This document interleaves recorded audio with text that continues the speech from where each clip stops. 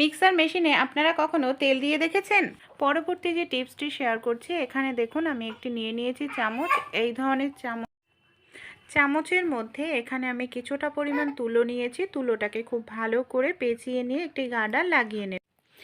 এবার এই তুলোর মধ্যে আমি নিয়ে নিচ্ছি কিছুটা পরিমাণ নারকেল তেল, বা আপনারা যে কোনো রিফাইন তেলও ব্যবহার করতে পারেন। কী কাজে এটাকে ব্যবহার করব?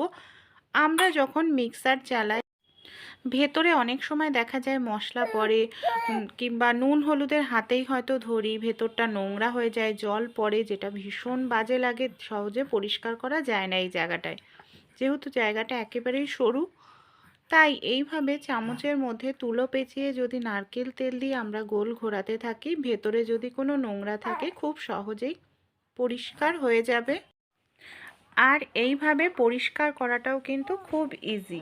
দেখুন কত সহজেই এখানে আমার পরিষ্কার হয়ে যাচ্ছে, আর ভেতরে যে নোংরা আছে সেই নোংরাটা কিন্তু খুব সহজেই তুলো অ্যাবজর্ব করে নিচ্ছে। তাই আপনাদের বাড়িতে যে আছে মিক্সার মেশিন, এইভাবে সহজেই পরিষ্কার করে নিতে পারেন।